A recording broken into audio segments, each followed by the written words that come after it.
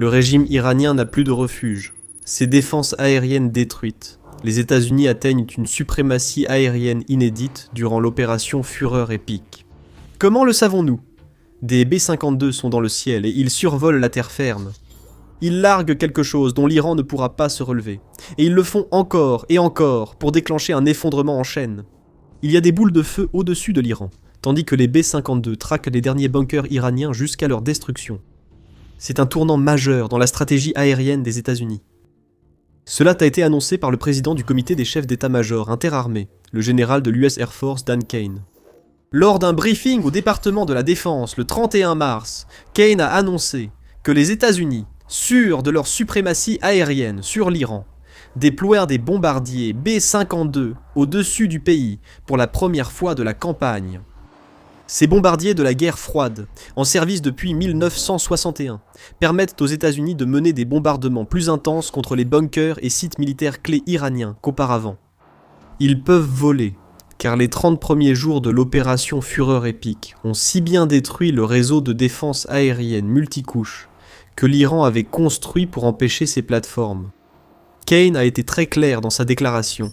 Grâce à la supériorité aérienne accrue, nous avons lancé les premières missions de B-52 au-dessus des terres, ce qui nous permet de garder l'avantage sur l'ennemi. Ces missions au-dessus des terres impliquaient l'utilisation de munitions anti-bunker GBU-31 qui délivrent 900 kg de puissance de feu terrifiante. Des bombes tombent actuellement sur des sites clés à Ispahan, comme vous le verrez en continuant à regarder.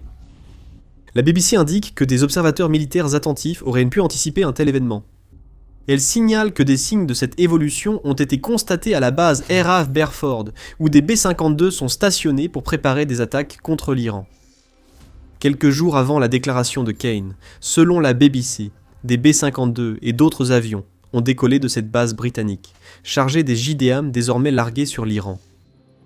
Les États-Unis ont également adopté une stratégie de ciblage dynamique, révèle Kane, ce qui signifie que tous leurs avions reçoivent de nouvelles cibles en vol, et dans certains cas, ils sont même chargés de localiser et d'attaquer des cibles par eux-mêmes.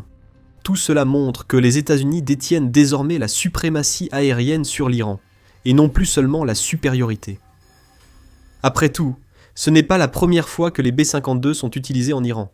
Dès le 4 mars, au début de l'opération Epic Fury Military Times, indiquait que les États-Unis avaient utilisé leur plus vieux bombardier contre l'Iran. Mais alors, pourquoi ce que nous voyons maintenant est-il si important? La réponse tient à un élément ayant transformé l'Iran, visible dans un mot-clé employé par Kane, lors de l'annonce de l'arrivée terrestre des B-52. Les premiers B-52 étaient équipés de munitions à longue portée, comme le missile de croisière AGM-158 Jasmer, plutôt que des bombes anti-bunker qu'ils larguent maintenant sur l'Iran. Les États-Unis devaient donc rester prudents avec leurs anciens bombardiers au début de l'opération Fureur épique. Ils devaient attaquer à distance plutôt que de s'approcher. Ce qui se passait probablement auparavant, c'est que les chasseurs furtifs américains, équipés de capteurs, comme le F-35 et le F-22, trouvèrent des couloirs aériens sûrs pour les B-52 qui arrivaient, larguaient leurs munitions, puis repartaient avant que les défenses aériennes iraniennes ne puissent les intercepter.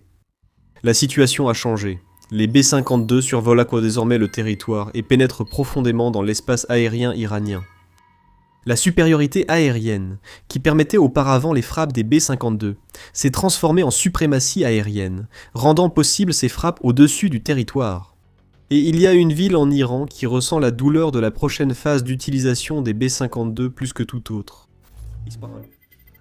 La ville est connue pour ses installations nucléaires souterraines déjà ciblées par les États-Unis avec de puissantes bombes anti-bunker. Plus particulièrement, les États-Unis ont déployé des bombardiers furtifs, B-2 Spirit, armés de bombes pénétrantes massives de 30 000 livres, pour détruire les installations nucléaires d'Ispahan lors de l'opération Midnight Hammer, à l'été 2025. Ces installations ont permis à Ispahan de rester le site probable de l'uranium enrichi encore détenu par l'Iran, pouvant servir à fabriquer une arme nucléaire. Mais au-delà de ces installations nucléaires, Ispahan abrite plusieurs autres centres militaires, et ce sont ceux-là que nous voyons désormais les B-52 américains ciblés alors qu'ils s'enfoncent plus profondément à l'intérieur des terres. Les images le montrent. Des vidéos venues d'Iran montrent des bombardements entraînant des explosions en chaîne dans l'une des villes les plus importantes du pays. AP News a publié une compilation de vidéos, toutes filmées par des témoins dans la ville. Pendant plus de 40 secondes, la même chose se répète sans cesse. D'effrayantes explosions secouent la terre, projetant d'énormes boules de feu et de vastes panaches de fumée dans le ciel. Parfois, nous observons des réactions en chaîne d'explosions, suggérant le largage de plusieurs bombes ou des explosions secondaires dues à des munitions détruites au sol. Les États-Unis partagent eux-mêmes ces images sans hésiter. Le président américain Donald Trump a utilisé son compte Truth Social pour partager des images d'une réaction en chaîne de frappe, que l'on aperçoit brièvement dans la vidéo de l'AP News. Cette version étendue de la vidéo pourrait aussi révéler les types de cibles que les États-Unis frappent depuis le déploiement de leur B-52 au-dessus d'Ispahan. D'après la taille et la nature des explosions, il semble probable que les bombes américaines aient touché un dépôt de munitions souterrain renforcé dans la ville iranienne clé. Cela implique l'utilisation de bombes anti-bunker, ce dont nous allons parler dans un instant. Restons sur Ispahan un instant. L'idée que les États-Unis viennent de frapper l'un des dépôts de munitions de la ville avec leur B-52 est appuyée par le fait qu'Ispahan abrite un immense complexe de missiles. L'initiative contre la menace nucléaire affirme que ce complexe, construit dans les années 1980 avec l'aide de la Chine et de la Corée du Nord, est le plus grand site iranien d'assemblage et de production de missiles. C'est ici que l'Iran a développé le système Shahab 4, que beaucoup en Occident pensent être conçu pour servir de lanceur aux armes à longue portée de l'Iran. L'initiative contre la menace nucléaire indique également que l'Iran fabrique des missiles de la classe M et des Silkworm HI-2 chinois à Ispahan. Cela montre qu'il y a de nombreuses munitions explosives enfouies sous terre dans cette ville iranienne. Et cela nous ramène aux bombes anti-bunker. Selon Al Jazeera, les États-Unis n'ont pas limité les vols de bombardiers B-52 à Ispahan. Téhéran et plusieurs autres villes iraniennes ont également été visées, comme Karaj, qui abrite plusieurs zones industrielles. Cependant, ce sont les bombes anti-bunker larguées sur Ispahan, très probablement les bombes de 2000 livres que nous avons mentionnées plus tôt, qui ont fait la une des journaux. Au-delà de celles que l'on voit dans les images que nous avons partagées jusqu'à présent, Al Jazeera affirme que les États-Unis ont largué plusieurs de leurs puissantes bombes anti-bunker dans les régions montagneuses entourant Ispahan, provoquant encore plus d'explosions secondaires, vraisemblablement lorsque les stocks de munitions et de missiles de l'Iran sont partis en fumée. La source précise que la campagne de bombardement américaine a aussi ciblé l'infrastructure industrielle iranienne, dont des usines sidérurgiques, des usines pétrochimiques et même des installations nucléaires. Les États-Unis passent d'une stratégie ciblant les sites militaires à l'usage des B-52 pour priver l'Iran de ses moyens de production. L'opération Epic Fury se transforme en une campagne d'usure, et les B-52 en sont au centre. Mais ils pourraient aussi être au cœur d'un autre événement, surprenant tout le monde. Mais avant cela, vous regardez The Military Show. Si c'est le genre d'analyse que vous souhaitez voir, assurez-vous d'être abonné à la chaîne. Revenons à l'imprévu à Ispahan. Nous avons dit plus tôt qu'Ispahan paraît être le site de stockage le plus probable pour l'uranium enrichi. Certains estiment que l'Iran garde cet uranium pour entretenir sa menace de fabriquer une bombe sale radiologique. L'Iran possède près de 450 kg de cet uranium, qui a été enrichi à 60% de l'isotope explosif, U-235, et il ne reste plus beaucoup de travail pour l'amener au niveau d'enrichissement de 90% nécessaire pour fabriquer une bombe nucléaire. Les États-Unis refusent que l'Iran ait cet uranium. Les États-Unis veulent tellement priver l'Iran de ses capacités nucléaires que des rumeurs circulent selon lesquelles ils prépareraient une audacieuse opération terrestre qui verrait le déploiement de forces spéciales à Ispahan. Selon ces rumeurs, ces troupes auraient pour mission d'extraire l'uranium iranien du bunker nucléaire souterrain de la ville, puis de repartir aussitôt, sans chercher à occuper l'endroit. C'est un plan audacieux qui comporte de nombreux dangers. Chaque minute que les troupes américaines passeront sur le site d'Ispahan sera une minute où elles seront vulnérables aux missiles et aux drones iraniens. C'est là que les B-52 entrent en jeu. Ynet News avance que les effets pyrotechniques lors des frappes à Ispahan sont impressionnants, mais pourraient masquer les vrais objectifs américains. Il suggère que la situation actuelle en ville pourrait être un effort des États-Unis pour enfouir l'uranium enrichi supposé stocké à Ispahan. L'idée serait d'utiliser des bombes anti-bunker, comme celles des B-52, pour détruire les tunnels menant au site de stockage d'uranium iranien. Si les États-Unis y parviennent, dit Ynet, ces sites deviendraient inaccessibles à l'Iran pendant un an ou plus, évitant ainsi d'envoyer des forces spéciales extraire le matériau dangereux. Plus on y réfléchit, plus cette théorie tient la route. Les bombes anti-bunker pour lesquelles nous avons des preuves semblent toutes cibler des sites explosifs, comme les dépôts de munitions iraniens. Celles conçues pour faire s'effondrer les réseaux de tunnels d'Ispahan auraient été beaucoup plus difficiles à repérer. elles exploseraient sous terre, causant des effets notables à proximité, mais sans boule de feu dans le ciel lors de l'effondrement des tunnels. Il y aurait de la fumée et des débris, mais pas de pyrotechnie. Ces frappes de B-52 qui ont fait la une des journaux auraient-elles pu servir de couverture à la véritable mission des B-52 américains, envoyés à Eastbound? Ynet semble le penser. Il affirme que les bombardiers américains ont soigneusement coordonné leurs frappes afin de faire s'effondrer les tunnels sans détruire l'uranium lui-même, qui, selon le média, est désormais enfermé sous 100 mètres, soit près de 330 pieds, de roches solides. Peut-être que les prochains jours montreront que les États-Unis ont réalisé bien plus que les résultats déjà impressionnants observés jusque-là. L'Iran, de son côté, a tenté de répondre à l'assaut des B-52 américains à Ispahan. Dans son rapport du 31 mars, le Times of India a indiqué que l'Iran avait lancé une salve de missiles en direction d'Israël en réponse aux attaques. La plupart ont été interceptés ou sont tombés dans des zones dégagées. Aucune victime n'a été signalée dans l'immédiat. Al Jazeera affirme dans un rapport du 1er avril qu'un missile balistique iranien lancé sur Israël a atteint sa cible et blessé 16 personnes. L'Iran veut montrer qu'il ne reculera pas, même si des B-52 survolent la région sans être inquiétés. Pourtant, ce message semble moins crédible, car les États-Unis affirment que l'Iran souhaite un cessez-le-feu. Avant d'en arriver là, nous devons répondre à la question de savoir comment tout cela est possible. La destruction du réseau de défense aérienne iranien a déjà été largement rapportée. Moins d'une semaine après le début des opérations Fureur épique et Ligne rugissante, les forces de défense israéliennes ont annoncé que 80% des systèmes de défense aérienne iraniens étaient détruits. C'était un début, mais insuffisant pour la suprématie aérienne requise aux frappes terrestres de B-52 actuelles. C'était un bon début, mais insuffisant pour la suprématie aérienne requise aux frappes terrestres des B-52 actuelles. Les États-Unis et Israël continuent donc d'éroder les défenses iraniennes.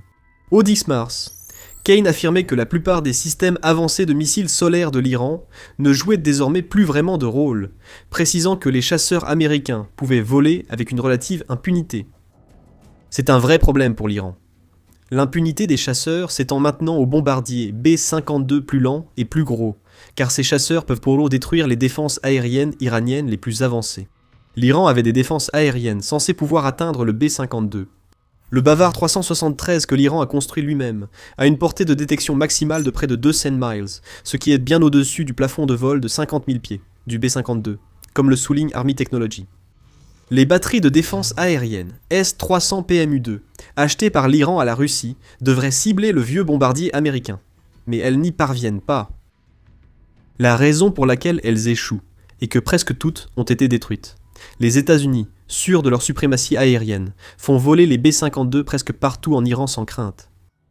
Nous disons presque, car il subsistera des poches isolées de défense aérienne en Iran. Qu'il s'agisse de systèmes au sol ou de missiles portatifs, ces poches restent menaçantes, mais les avions de chasse peuvent alors intervenir en toute impunité. Dotés de capteurs, ils détectent ces menaces, les détruisent ou transmettent au moins des informations aux pilotes de B-52 pour leur indiquer quelle zone de l'Iran éviter. Manifestement, l'Iran n'a plus de défense aérienne à Ispahan. La salve de frappe que les B-52 ont menée dans cette ville en est la preuve. Les améliorations apportées aux B-52 peuvent également contribuer aux frappes terrestres que nous commençons à observer. Un élément clé, c'est le programme de modernisation du radar développé par l'US Air Force pour ce vieux bombardier. Business Insider affirme que les améliorations du radar dont bénéficie le B-52 le rendent plus efficace contre les techniques de guerre électroniques, ce qui ôte encore un atout à la défense iranienne. Le premier vol d'un B-52 avec ce radar a eu lieu en décembre 2025, donc les bombardiers actuellement dans l'espace aérien iranien pourraient en être équipés. Pour l'Iran, cela signifie qu'un bombardier, que son réseau de défense aérienne multicouche était censé pulvériser, peut désormais voler librement, ce réseau n'existant plus. C'était déjà un problème lorsque le B-52 était déployé comme porteur de munitions de frappe à distance. Avec 70 000 livres de charge utiles, le plus vieux bombardier américain délivre plus de puissance de feu par mission que tout autre appareil aérien national. Mais désormais, cette charge utile massive est associée à la polyvalence qui fait la renommée du B-52. L'US Air Force elle-même affirme que le B-52 est capable de lancer la plus large gamme d'armes de tous les appareils de l'arsenal américain, tout en pouvant en délivrer davantage. Des bombes à chute libre, des missiles guidés de précision, des JDAM, des bombes anti-bunker, des bombes à sous-munitions, des mines et même des ogives nucléaires peuvent être chargées dans cette bête d'avion. La présence de B-52 dans le ciel signifie que l'Iran ignore quel problème l'attend ensuite. L'or d'Epic Fury, c'est-à-dire des munitions de frappe à distance. À Ispahan ces derniers jours, des bombes anti-bunker semblent avoir été employées. Demain, ce pourrait être différent. Impossible de prévoir avant que la puissance de feu ne frappe, ce qui pose un sérieux problème au régime iranien.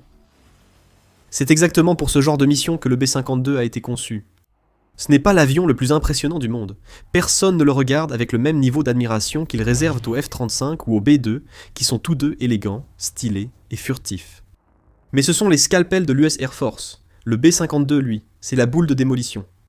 Et lorsqu'un pays est aussi totalement dépourvu de défense aérienne que l'Iran, cette boule de démolition peut frapper encore et encore, sa polyvalence lui permettant de participer aux aspects de ciblage dynamique de l'opération Epic Fury, que Kane dit que les États-Unis commencent maintenant à exécuter. L'Iran n'a plus vraiment d'option pour faire face aux B-52 américains. Nous pourrions alors voir un autre changement dans l'opération. Plus tôt, nous avons noté que le président américain Donald Trump a déclaré que l'Iran voulait un cessez-le-feu, après avoir appris la présence des B-52 dans le ciel. Il a déclaré sur Truth Social: le nouveau président iranien, moins radical et plus intelligent que ses prédécesseurs, vient de demander aux États-Unis un cessez-le-feu. Trump affirme que les États-Unis pourraient envisager un cessez-le-feu si l'Iran rouvre le détroit d'Ormuz, dont les B-52 continueront leur sortie jusque-là. Mais il y a un rebondissement. Comme quand Trump disait que des négociations avaient recommencé avec l'Iran, alors que l'Iran affirmait que les États-Unis négociaient seuls, le régime iranien nie toute demande de cessez-le-feu. Dans un rapport du 31 mars, AA rapporte que le ministre iranien des Affaires étrangères, Abbas Araghchi, a affirmé que son pays ne cherche pas à obtenir un cessez-le-feu. L'Iran souhaite la fin totale des hostilités, des garanties contre de futures attaques, et une compensation pour les dégâts causés par les États-Unis lors de l'opération Epic Fury. Les États-Unis acceptant difficilement ces conditions. Il est sans doute trop tôt pour évoquer un arrêt, cessez-le-feu ou solution durable. Ou peut-être pas. Donald Trump a affirmé qu'un accord pourrait ne pas être nécessaire. Dans un rapport du 1er avril, la BBC indique que le président pense que son pays sera capable de terminer le travail en Iran d'ici 2 ou 3 semaines. Cela indique que les États-Unis partiront dès qu'ils seront certains que l'Iran ne peut pas fabriquer d'armes nucléaires, même si le régime refuse de négocier. Nous les avons repoussés de 15 à 20 ans. Ils n'ont ni marine, ni armée, ni force aérienne, affirme Trump, ne laissant que la question nucléaire en suspens. Les B-52 sont peut-être la réponse à cette question. Si leurs bombes anti-bunker ont bien détruit les tunnels iraniens, comme le dit Winnet, l'Iran pourrait perdre l'accès à son uranium enrichi. 2 ou 3 semaines supplémentaires de frappe de B-52 suffiraient à détruire les installations et centrifugeuses, tout en causant plus de dégâts à une armée que Trump dit avoir déjà été repoussée de plusieurs décennies. Peut-être que les B-52 doivent maintenant traquer les derniers bunkers iraniens jusqu'à leur destruction complète. Même en cas de réussite, un accord aura peu d'impact pour les États-Unis. Le B-52 n'est pas la seule ancienne plateforme aérienne que les États-Unis peuvent utiliser en Iran après avoir obtenu la suprématie aérienne. Les Hadith Warthog frappent également l'Iran si fort que le régime a cru que c'était la fin du monde. Dotés d'une grande endurance en vol et d'une charge utile polyvalente, ces avions d'attaque opèrent en Iran en ce moment. Découvrez tout sur eux dans notre vidéo. Si elle vous a plu, abonnez-vous à The Military Show pour plus d'analyses sur l'opération Epic Fury. Merci de nous avoir suivis.